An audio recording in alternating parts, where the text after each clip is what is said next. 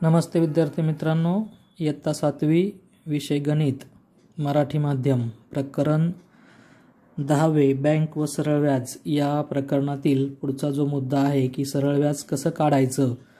सरळ व्याज काढण्यासाठी एक सूत्र या ठिकाणी आपल्या पुस्तकामध्ये दिलेलं आहे। पहा, एकूण व्याज किंवा सरळ व्याज, व्याज आणि सरळ व्याज हे शब्द एकाच अर्थाने वापरायचे आहेत।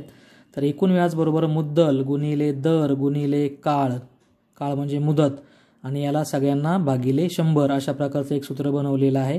हेच थोडक्यात त्यांनी आज सांगितलेलं आहे। पहा इथे की एकूण व्याज बरोबर म गुणिले द गुणिले क आणि छेद 100।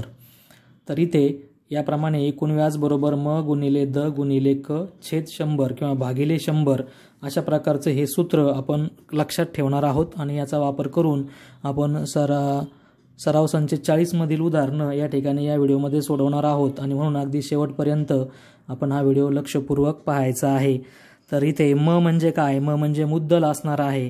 त्यानंतर द म्हणजे काय? तर द म्हणजे व्याजाचा दर असणार आहे आणि क म्हणजे कालावधी म्हणजेच मुदत असणार आहे, जी वर्षामध्ये सांगितलेली असेल। 2 वर्ष, 3 वर्ष, 5 वर्ष अशा पद्धतीची मुदत इथे सांगितलेली असते। पहा, तर या पद्धतीने आपण हे जे काही सूत्र आहे हे सूत्र आपल्या वहीमध्ये व्यवस्थित पद्धतीने लिहून घेऊन आपण त्या ठिकाणी याप्रमाणे हे सूत्र जे आहे पहा की सरळ व्याज काढण्यासाठी आपल्याला सरळ व्याज बरोबर म गुणिले द गुणिले क छेद 100 किंवा भागिले 100। यामध्ये म चा अर्थ मुद्दल, द चा अर्थ व्याजाचा दर, व्याज दर हा द सा द शे या शब्दाने सांगितलेला असतो आणि क म्हणजे वर्ष। तर या पद्धतीने हे सूत्र वापरून आपण कशा पद्धतीने उदाहरण सोडवता येतात ते पाहणार आहोत। तर इथे सराव संच 40 दिलेला आहे। पुस्तकामध्ये आपण उदाहरण वाचून त्या ठिकाणी ते कागदावर सोडवणार आहोत। तर प्रश्न पहिला इथे आहे पहा, रिहानाने 15,000 रुपये शाळेतील संचयिकेमध्ये दसा दसे 9 दराने 2 वर्षासाठी ठेवल्यास तिला एकूण किती रक्कम मिळेल। तर यामध्ये किती रक्कम मिळेल ते जर आपल्याला काढायचं असेल तर तिला आधी व्याज किती मिळालेलं आहे ते काढावं लागेल आणि मग तिने ठेवलेले पैसे अधिक व्याज असं एकत्र करून तिला ते मिळणार आहे आणि म्हणून आपल्याला सरळ व्याज काढावं लागेल, जे आपण या पद्धतीने आधी प्रश्न जो आहे तो पुस्तकात पाहून आपल्या वहीत लिहून घ्यायचा आहे आणि मग त्याच्या खाली जे उदाहरण आहे ते या पद्धतीने सोडवलेलं आहे पहा, ते आपण समजून घेऊ आधी कसं सोडवायचं आहे। तर प्रथम आपण दिलेल्या गोष्टी ज्या आहेत त्या लिहिणार आहोत, दिलेल्या बाबी। तर मुद्दल 1500 रुपये, त्यानंतर दर हे ओळखणं सोपं आहे पहा, रुपये जे असतील ते मुद्दल असतं साधारणपणे। त्यानंतर द सा द शेने सांगितलेलं जे असेल ते व्याज दर असतो आणि वर्ष जे सांगितलेले असतील तो असतो आपला मुदत। तर या 3 बाबी ज्या आहेत त्या आपल्याला सरळ व्याज काढण्यासाठी माहिती असणं किंवा समजून घेणं गरजेचं आहे। या 3 बाबी जर कळाल्या नाहीत तर आपल्याला सरळ व्याज काढता येणार नाही। म्हणून याच्या आधी मागच्या व्हिडिओमध्ये आपण या 3 बाबी कशा ओळखायच्या, कशा शोधायच्या त्याबद्दल माहिती पाहिलेलीच आहे। तुम्ही पुन्हा एकदा तो व्हिडिओ वाटलास तर पाहून त्या ठिकाणी या 3 बाबी कशा समजून घ्यायच्या ते पाहू शकता। तर सूत्र दिलेलं आहे सरळ व्याज बरोबर म गुणिले द गुणिले क छेद 100। तर इथे आपल्याला यामध्ये किमती घालायच्यात पहा, म च्या जागेवर घालायची किंमत मुद्दलाची 1500 ती लिहिली मी, ते गुणिले द च्या जागेवर घालायची द ची किंमत 9 आणि क जो आहे तो 2 वर्ष, तर इथे 2 ही किंमत घातलेली आहे। आता इथे आपल्याला आकडेमोड करायची आहे पहा। आकडेमोड करत असताना अंशामध्ये आणि छेदामध्ये 0 0 असल्यास ते एकाच एक प्रमाणामध्ये खोडता येतात। तर इथे हा 1 0 खोडला, छेदातला 1 0 खोडता येईल, अंशातला दुसरा 0 खोडला, छेदातला दुसरा 0 खोडता येईल। म्हणजे ते काय उरलं पहा आता इथे 15 गुणिले 9 गुणिले 2 आणि छेदामध्ये फक्त 1 उरलेला आहे। जेव्हा छेदामध्ये फक्त 1 उरलेला असतो तेव्हा तो छेदामध्ये 1 लिहिण्याची आवश्यकता नसते, तो छेदच लिहायचा नाही, फक्त अंशातली संख्या आपल्याला लिहायची असते। तर अशा प्रकारे गणितातला हा नियम आहे तो आपण इथे पाहणार आहोत। तर याचा आपण जर गुणाकार केला तर 15 9 135 आणि 135 गुणिले 2 जर केले तर याचं उत्तर येईल पहा 270। तर 270 रुपये एवढं व्याज त्या ठिकाणी मिळणार आहे। या पद्धतीने आपल्याला या ठिकाणी 270 रुपये एवढं व्याज होणार आहे। किंवा तुम्ही 15 2 30 करा आणि 30 9 त्रिक 27 270 रुपये असंही करता येईल। आपल्याला जे सोपं पडेल त्याप्रमाणे आपण हा गुणाकार करायचा आहे। तर रिहानाला आता किती रक्कम मिळणार आहे, तर हे झालं तिचं व्याज, म्हणजे तिच्या पैसे वापरल्याबद्दल मिळणारी जादा रक्कम झाली आणि तिचे पैसे जे पहिले आहेत ते आहे किती 15,1500 अधिक तिला 270 रुपये व्याज मिळणार आहे। याला आपण रास म्हणतो पहा। एकूण रक्कम मुद्दल अधिक व्याज बरोबर रास होते। तर तिला एवढी रक्कम परत मिळणार आहे 1500. यांची बेरीज करू आपण. 0 + 0 0, 7 + 0 7, 5 + 2 7 आणि 1 1. तर 1770 रुपये रिहानाला त्या ठिकाणी परत मिळतील.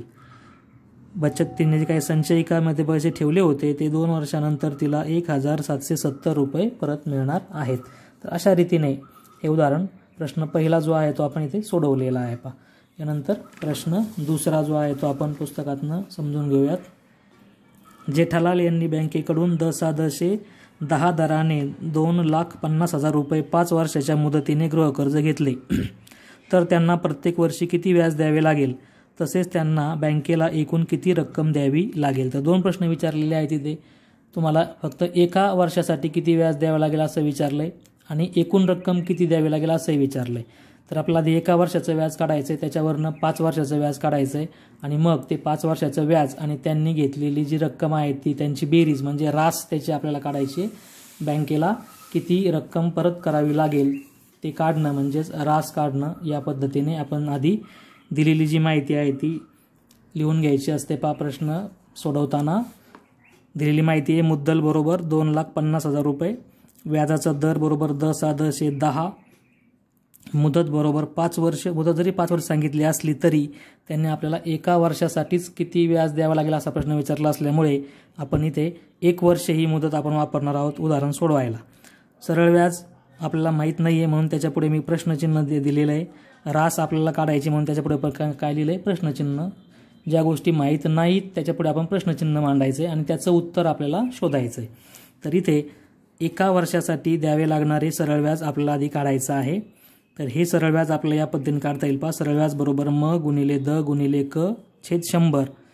यामध्ये किंमत घालू. म ची किंमत आहे 2,50,000 गुणिले द ची किंमत आहे 10,10 आणि क 1 वर्ष. आता इथे 1 का घेतला तर आधी आपल्याला फक्त एका वर्षासाठी व्याज काढायचं आहे म्हणून मुदत 1 वर्ष होणार आहे पहा त्याची. तर ते 1 वर्ष कालावधी आपण इथे घेतल्यानंतर इथे 0 0 आपण जर खोडले एकाच एक प्रमाणामध्ये अंशातले आणि आकडेमोड खूप सोपी आहे पहा सरळ व्याज काढताना. फक्त अंश आणि छेद याच्यामध्ये जे 0 0 असतील ते खोडून टाका. तर इथे 2,500 गुणिले हे 10 गुणिले 1 म्हणजे 10 1 10. तर इथे याप्रमाणे 2,500 गुणिले 10 म्हणजे 1 0 वाढेल पहा त्याच्यावर. तर 2,500 वर 1 0 वाढला म्हणजे 25,000 रुपये असं उत्तर त्या ठिकाणी येणार आहे. 1 वर्षाचं व्याज हे एका वर्षाचे सरळ व्याज 25,000 रुपये होणार आहे. आणि मग अशा पद्धतीने 5 वर्ष व्याज द्यायचं आहे म्हणून 5 वर्षाचं व्याज आपल्याला गुणाकारने काढावं लागेल. हे एका वर्षाचं जे व्याज आलेलं आहे त्याला 5 ने गुणायचं आहे. 25,000 गुणिले 5, 5 गुणिले 0 0, 5 गुणिले हा 0 दुसरा 0 0च, 5 गुणिले तिसरा 0 केल्यावर 0, 5 5 25, हातचे आले 2, 5 दुने 10 आणि 2 12. म्हणजे ही रक्कम आली पहा तुमची 1,25,000 रुपये. 1,25,000 रुपये एवढं 5 वर्षाचं व्याज जे आहे ते द्यावं लागलेलं आहे. तर एकूण रक्कम बँकेला द्यावी लागणारी एकूण रक्कम म्हणजेच रास असते. तर ती रास म्हणजे मुद्दल आणि एकूण व्याज यांची आपल्याला बेरीज करायची आहे. तर 2,50,000 रुपये अधिक 1,25,000 रुपये याप्रमाणे त्या ठिकाणी आपल्याला याची बेरीज करावी लागेल. तर ही जी बेरीज आहे ती केल्यानंतर पहा उत्तर येईल तुमचं 0 + 0 0, त्यानंतर दुसरा 0 + 0 0, तिसराही 0 + 0 0, यानंतर हे 5 + 0 5, 5 आणि 2 7 आणि 2 आणि 1 3, 3,75,000 रुपये एवढी रक्कम त्या ठिकाणी द्यावी लागणार आहे. जेठालाल यांना बँकेला परत द्यावी लागणारी रक्कम 3,75,000 रुपये.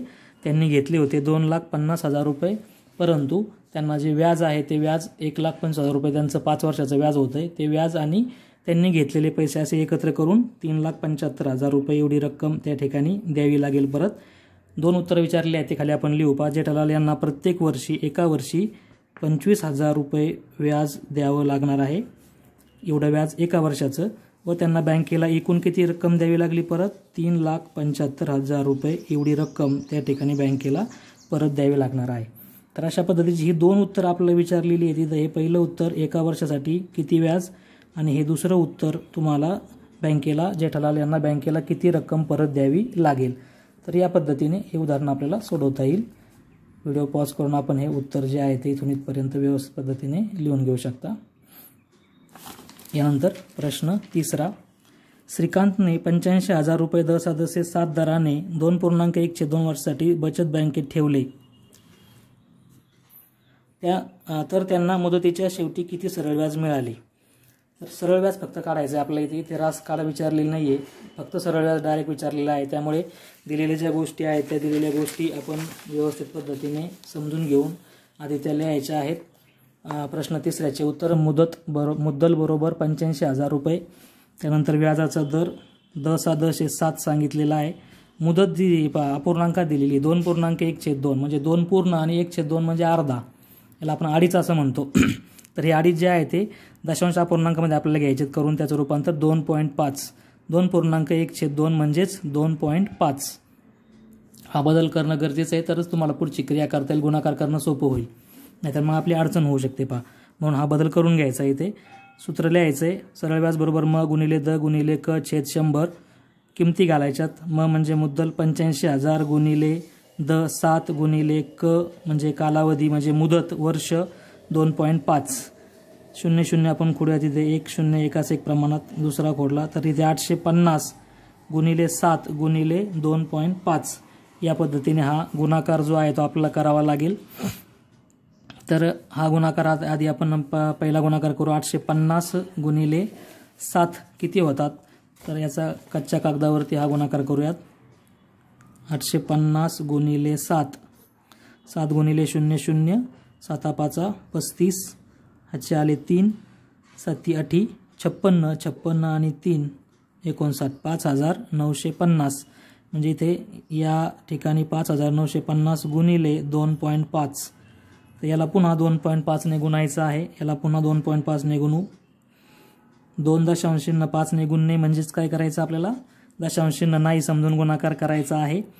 तर 5 0 0 5 5 25 हातचे आले 2 5 9 45 आणि 2 47 हातचे आले 4 5 5 25 25 आणि 4 29. यानंतर 2 ने गुणू. आधी 1 0 मांडा. आपल्याला हा गुणाकार कच्चं काम करायचं आहे बाजूला. 2 गुणिले 0 0 बे 5 10 हातचा आला 1 बे 9 18 आणि 1 19 हातचा आला 1 बे 5 10 आणि 1 11.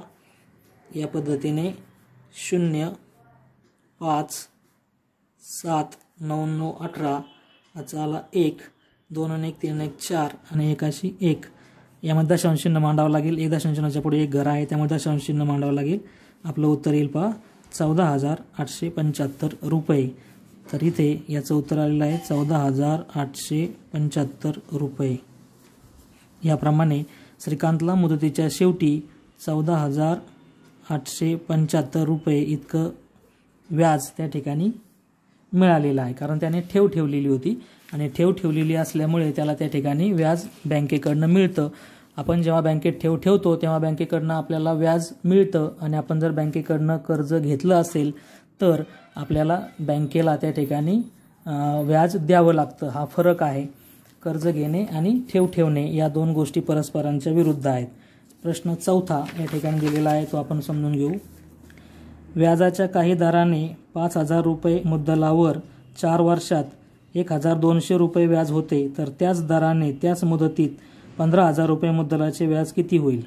आता या प्रश्नामध्ये थोडासा वेगळा प्रश्न आहे. यामध्ये आपल्याला 2 माहिती दिली आहेत. पहिली माहिती आहे की व्याजाच्या काही दराने 5,000 रुपये मुद्दलावर 4 वर्षात 1,200 रुपये व्याज मिळते. म्हणजे याच्यामध्ये व्याज पण दिलेला आहे, मुदत जी आहे ती पण दिलेली आहे, दर फक्त त्यांनी काही दराने शब्द वापरलेला आहे. आणि परत दुसरा प्रश्न विचारला त्यामध्ये की त्याच दराने म्हणजे दर तोच ठेवलेला आहे, त्यानंतर त्याच मुदतीत म्हणजे मुदत 4 वर्षे हीच ठेवलेली आहे, फक्त मुद्दल बदललेला आहे. तर यासाठी एक गुणधर्म जो आहे तो आपल्याला समजून घेऊन तो इथे वापरायचा आहे की जेव्हा मुदत, मुद्दल आणि व्याजाचा दर या 3 गोष्टी आहेत, या 3 गोष्टीपैकी कोणत्याही 2 गोष्टी जर स्थिर ठेवल्या, स्थिर म्हणजे त्या बदलल्या नाहीत, तर जी आपण गोष्ट बदललेली नाही एक गोष्ट ती ज्या पटीत वाढेल त्या पटीत व्याज पण वाढतं. पट करणे म्हणजे गुणाकार करणे. तर इथे या पद्धतीने आपण हा प्रश्न सोडवणार आहोत. पहा की याच्या दोन प्रकारची माहिती दिलेली. माहिती एक, मुद्दल बरोबर 5,000, मुदत बरोबर 4 वर्ष आणि व्याज बरोबर 1,200 रुपये.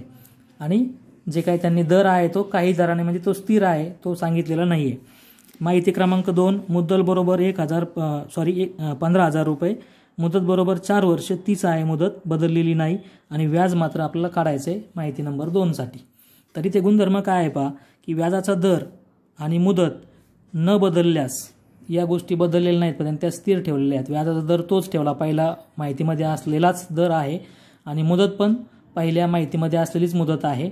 आणि मग या दोन गोष्टी स्थिर असताना मुद्दल ज्या पटीत बदलते त्याच पटीत व्याज सुद्धा बदलते. आता मुद्दल किती पटीने बदललेलं आहे ते काढायचं आहे. पहा पहिल्या माहितीतलं मुद्दल 5,000 आहे, दुसऱ्या माहितीतलं मुद्दल आहे 15,000, म्हणजे मुद्दल वाढलेला आहे. तर या ठिकाणी आपल्याला 5,000 गुणिले किती, 5,000ला कितीने गुणल्यावर 15,000 होता त्याचा विचार करायचा आहे. 5 आणि 15, 5 त्रिक 15, म्हणजे 5,000ला जर आपण 3ने गुणलं, 5,000ची 3 पट केली तर 15,000 होतात. म्हणजे माहिती 1 मधील मुद्दल 3 पटीने वाढवलेले आहे, तेव्हा माहिती 2 मधलं मुद्दल तयार होतं. बरोबर. आणि व्याजाचा दर तोच आहे, मुदत पण तीच आहे, म्हणजे या दोन गोष्टी स्थिर आहेत, न बदललेल्या आहेत. त्यामुळे या गुणधर्मानुसार जे मुद्दल तुमचं 3 पटीने वाढलेलं दिसतंय, म्हणून आपलं जे काही व्याज आहे ना पहिलं हे 1,200, हे सुद्धा काय होणार आहे, 3 पटीने वाढणार आहे, तिप्पट होणार आहे. तर इथे मुद्दल 3 पटीने वाढले म्हणून व्याज सुद्धा 3 पटीनेच वाढेल. तर हे पहिलं जे व्याज आहे पहिल्या माहितीतलं 1,200, याला आपल्याला 3ने गुणायचं आहे, त्याची तिप्पट करायची. का तिप्पट करायची? कारण तुमच्या गुणधर्माचा या ठिकाणी आधार घ्यायचा आहे की दोन गोष्टी स्थिर असताना मुद्दल तिप्पट झालेला आहे म्हणून आपलं व्याज सुद्धा तिप्पट होणार आहे. तर 1,200 गुणिले 3, 12 त्रिक 36 आणि वरती 2 शून्य म्हणजे 3,600 रुपये एवढं सरळ व्याज त्या ठिकाणी होणार आहे. म्हणजे माहिती नंबर 2 साठी 15,000 रुपये मुद्दलाचे सरळ व्याज 3,600 रुपये होईल. तर अशा पद्धतीने हे आपण उदाहरण सोडवलेलं आहे की ज्यामध्ये या गुणधर्माचा वापर केलेला आहे. त्या गुणधर्मासहित आपण याचं उत्तर आपल्या वहीमध्ये व्यवस्थित पद्धतीने लिहून घेणं गरजेचं आहे. व्हिडिओ आपण या स्थितीला थोडा वेळ स्टॉप करून ठेवायचा आहे, म्हणजे आपल्याला त्या ठिकाणी लिहायला सोपं जाईल. यानंतर शेवटचा प्रश्न आहे याच्यामध्ये, तो आपण समजून घेऊ आधी पुस्तकातून. पंकजने 1,50,000 रुपये 10 दराने 2 वर्षासाठी बँकेत ठेव म्हणून ठेवले. किती ठेवले? 1,50,000 रुपये ठेवलेले आहेत 10 दराने 2 वर्षासाठी. आणि तर त्या मुदतीनंतर एकूण किती रक्कम त्याला परत मिळेल? म्हणजे ठेव ठेवलेली आहे, कर्ज नाही घेतलेलं, ठेव ठेवलेली आहे म्हणून त्याला बँकेकडनं पैसे मिळणार आहेत. त्याला बँकेकडनं त्याने ठेवलेले पैसे अधिक व्याज मिळणार आहे. या दोघांची बेरीज करावी लागेल आपल्याला आणि या बेरजेला आपण काय म्हणणार आहोत? रास असं म्हणणार आहोत. तर हा शेवटचा प्रश्न आहे, तो या पद्धतीने या ठिकाणी आपण सोडूयात. दिलेली माहिती आधी लिहून घेऊ. मुद्दल बरोबर 1,50,000 रुपये, त्यानंतर व्याजाचा दर 10 बरोबर 10 सांगितलेला आहे. मुदत आहे 2 वर्ष, सरळ व्याज माहीत नाही आपल्याला म्हणून प्रश्नचिन्ह करा. रास पण माहीत नाही म्हणून प्रश्नचिन्ह. रास म्हणजे काय असतं? रास म्हणजे पुन्हा सांगतोय, रास म्हणजे मुद्दल आणि सरळ व्याज यांची बेरीज असते. मग रास काढायची असेल तर आधी आपल्याला सरळ व्याज काढावं लागेल, त्याशिवाय आपल्याला रास मिळू शकत नाही. म्हणून आपण सरळ व्याज या ठिकाणी आधी काढतोय. सरळ व्याज बरोबर म गुणिले द गुणिले क भागिले 100 किंवा छेद 100. याच्यामध्ये किंमत घातली, हे सूत्र आहे, हे आपलं तोंडपाठ झालं पाहिजे. याच्यामध्ये आपण मच्या जागेवर मुद्दलाची किंमत घालायची 1,50,000, दच्या जागेवर व्याजाचा दर जो आहे 10 यातला फक्त आकडा लिहायचा आहे 10 आणि क म्हणजे कालावधी, म्हणजे त्या ठिकाणी मुदत जी आहे ती वर्षामध्ये असते 2 वर्ष 2, याप्रमाणे आकडेमोड करायची. ही आकडेमोड साधारणपणे सोपीच असते पहा. तर यातले आपल्याला फक्त अंश आणि छेदात एकास एक शून्य खोडायचं आहे.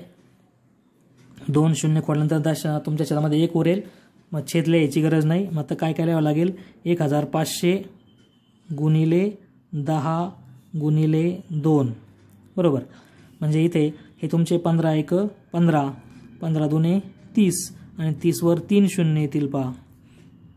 म्हणजे 30,000 रुपये असं त्या ठिकाणी तुमचं जे काही सरळ व्याज आहे ते येणार आहे. हा गुणाकार आपण जर केला, तोंडी गुणाकार आहे, फारसा कठीण नाही आहे. 3 शून्य आहे त्याच्यामध्ये डायरेक्ट उत्तरात लिहिले 1 2 3, नंतर 15, 1 आणि 2चा गुणाकार केला 15 1 15 आणि 15 2 30, ते त्या शून्याच्या आधी लिहिले 30,000 रुपये. या पद्धतीने सरळ व्याज जे आहे ते झालेलं आहे. आता हे 30,000 रुपये आणि त्याने बँकेत ठेवलेले 1,50,000 रुपये असे मिळून त्याला परत मिळणार आहेत. पंकजला परत मिळणारी रक्कम म्हणजेच रास, आणि रास बरोबर मुद्दल अधिक सरळ व्याज. तर मुद्दल आहे 1,50,000 अधिक सरळ व्याज जे आत्ता आपण काढलं उत्तर आहे 30,000 रुपये. या दोघांची आपण जर बेरीज केली तर त्याचं उत्तर येईल पहा 1,80,000 रुपये.